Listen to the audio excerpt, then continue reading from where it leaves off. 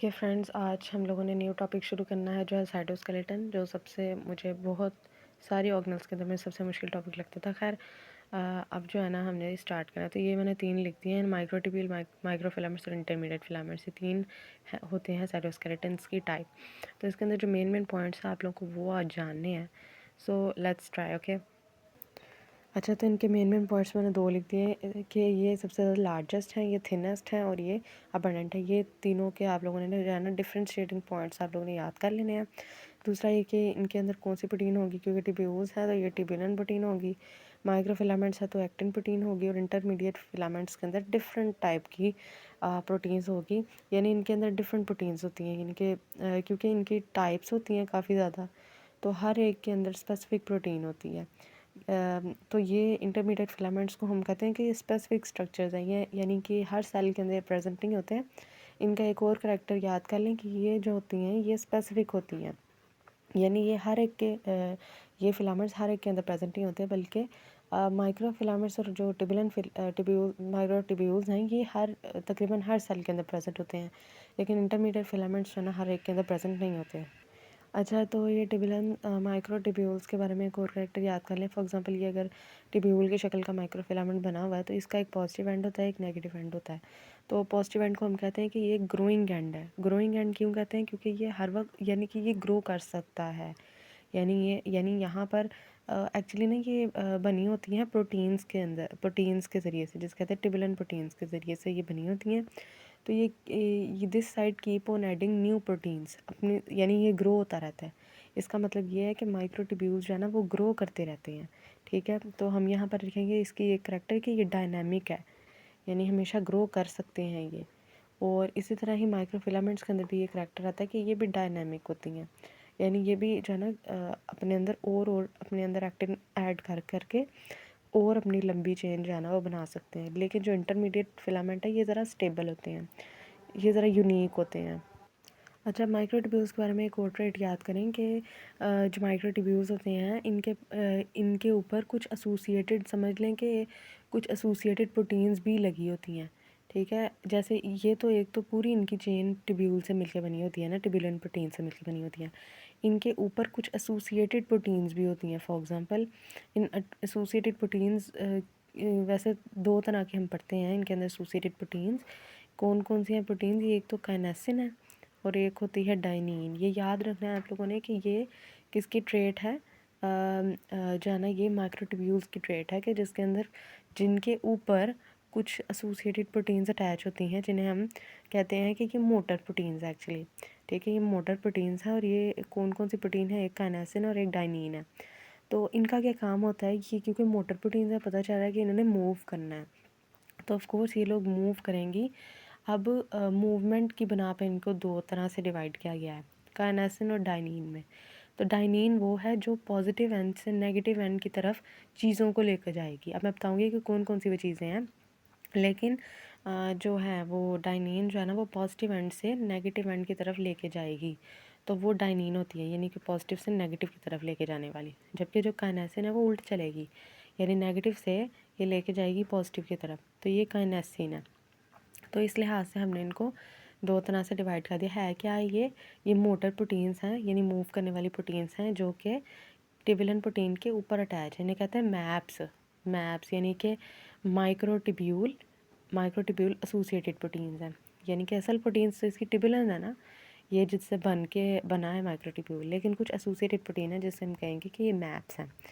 अच्छा, दूसरा ये मैं बताना भूल गई, ये जो है वो किन किन चीज़ों को कैरी करके जो है ना वो लेके जाती हैं, ये काइनेसिन और डाइनीन, यानी पॉजिटिव से नेगेटिव या नेगेटिव से पॉजिटिव, किन चीज़ों को कैरी करके लेके जाती हैं।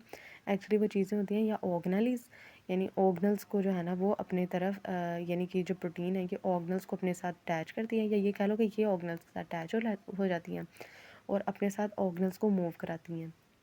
इसके अलावा इसके अलावा जो वेजिकल्स होते हैं, जैसे गोल्जी वेजिकल्स हो गए, तो उनको भी अपने ऊपर जो है ना वो अपने अंदर जो है ना समा कर उसको जो है ना लेके जाती हैं, माइक्रोट्यूब्यूल्स के अलॉन्ग लेके जाती हैं। ठीक है, पॉजिटिव से नेगेटिव या नेगेटिव से पॉजिटिव, डिपेंड करता है काइनेसिन है या डाइनीन है।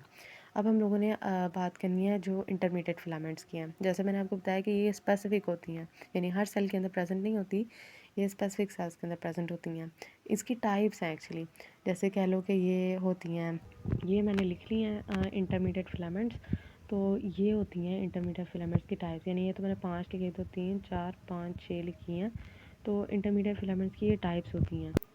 अब ये जान ले कि ये जो इंटरमीडिएट फिलामेंट्स हैं इनके अंदर मैंने कहा कि ये स्पेसिफिक है, तो इसका मतलब हर एक के पास अपनी प्रोटीन्स होनी है। जैसे विमेंटन है, इसके पास विमेंटन प्रोटीन, डेस्मिन के पास डेस्मिन, कैरेटिन के पास ये ऐसे फिलामेंट्स है जो कैरेटिन जिसके पास प्रोटीन होगी, ग्लाइल ग्लाइल न्यूरोफिलामेंट्स।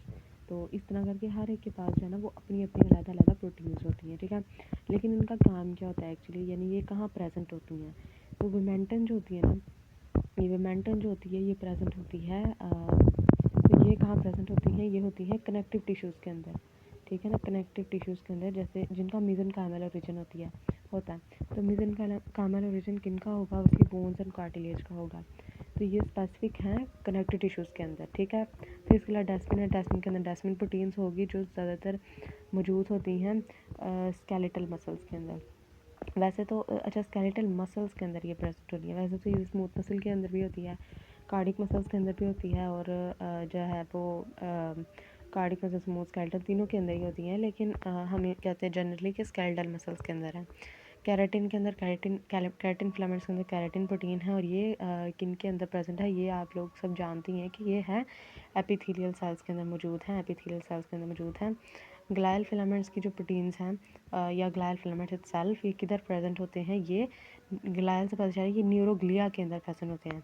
न्यूरोग्लिया ऐसे सेल्स होते हैं जो स्पोर्टिंग सेल्स होते हैं, न्यूरोग्लिया सेल्स जिसमें एस्ट्रोसाइट्स इंक्लूड होते हैं। ये न्यूरोग्लिया सेल्स ऐसे सेल्स हैं जो कि central nervous system, astrocyte actually neuroglia की एक टाइप है एस्ट्रोसाइट्स।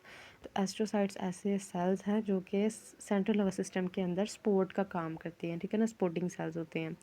तो ये न्यूरोग्लिया, ये एक तो न्यूरॉन्स होते हैं, तो दूसरे न्यूरोग्लिया होते हैं जो सपोर्ट करते हैं एक्चुअली सेल्स को, ठीक है। तो ये न्यूरोग्लिया सेल्स को के अंदर होते हैं इंटरमीडिएट फिलामेंट्स ग्लाइल। इसके अलावा है न्यूरोफिलामेंट्स, नाम से पता चल रहा है कि ये न्यूरॉन्स के अंदर एक्चुअली हैं, ये न्यूरॉन्स के लिए स्पेसिफिक हैं। लेमिन फिलामेंट न्यूक्लियर लेमिन के अंदर प्रेजेंट है, न्यूक्लियर लेमिना के अंदर प्रेजेंट है, यानी न्यूक्लियस के लेमिना के अंदर प्रेजेंट है।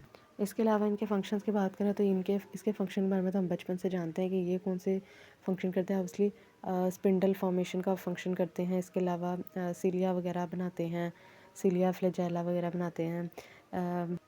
दूसरा जो मैंने अभी आप लोगों को बताया था कि ये क्योंकि मूवमेंट कराते हैं अपनी मैप से, यानी माइक्रोट्यूबुलर एसोसिएटेड प्रोटीन्स के ज़रिए।